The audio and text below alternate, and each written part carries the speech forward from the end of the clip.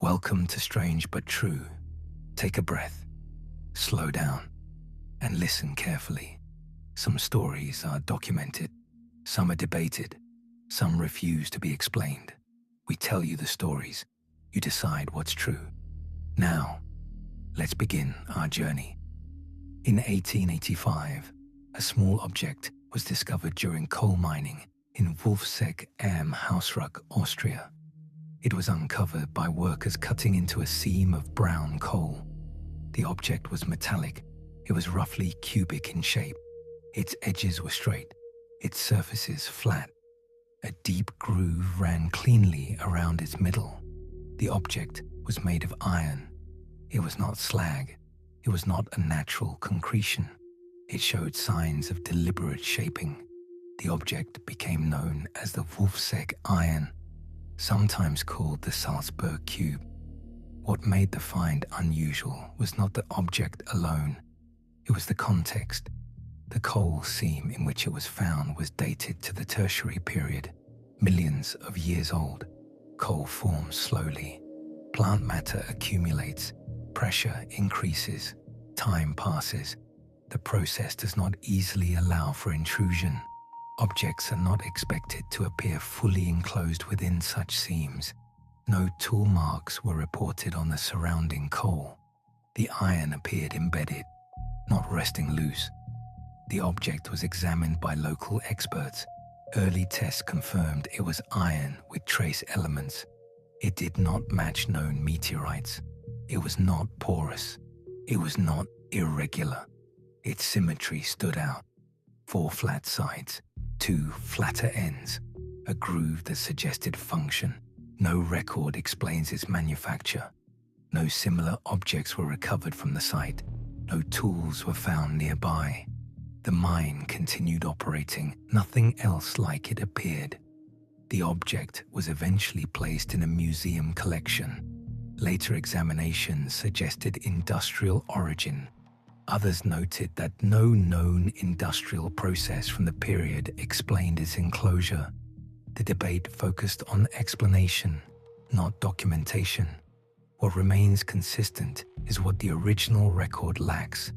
There's no excavation report, no stratigraphic drawing, no detailed account of the moment of discovery, only second-hand descriptions. The object exists. The context does not survive intact. The cube does not fit known mining equipment. It does not match ballast. It does not match known weights. Its groove does not align with typical industrial design. It appears finished, not broken, not waste. Its purpose is not recorded.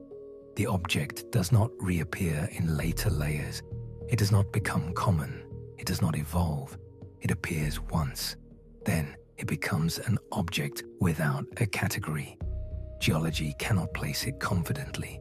Archaeology cannot assign it culturally. Industry cannot identify its function.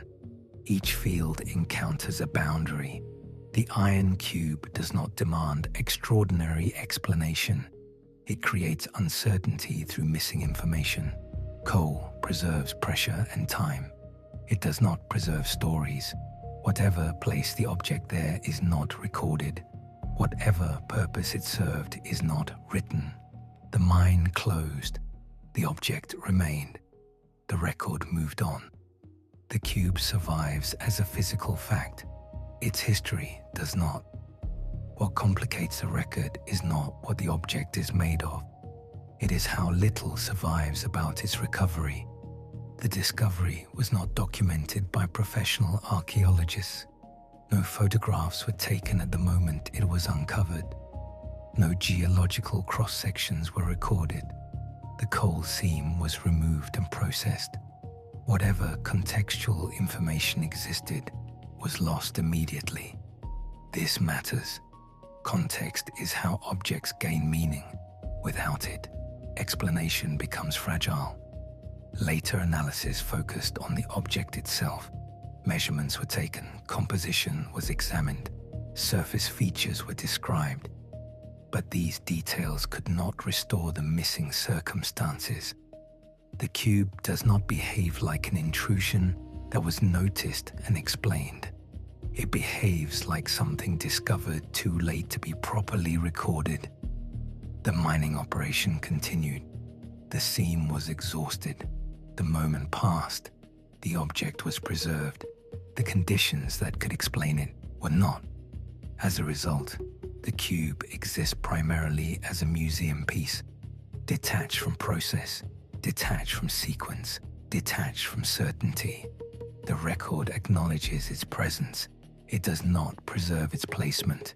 This absence defines how the object is understood, not as evidence of a known system, but as a boundary where documentation failed. History has a way of hiding the truth inside what it chooses not to explain. Inside tales, inside myths, inside legends, inside things that feel just a little off. If this story held your attention, subscribe to Strange But True, because sometimes what sounds unbelievable is exactly where the truth hides.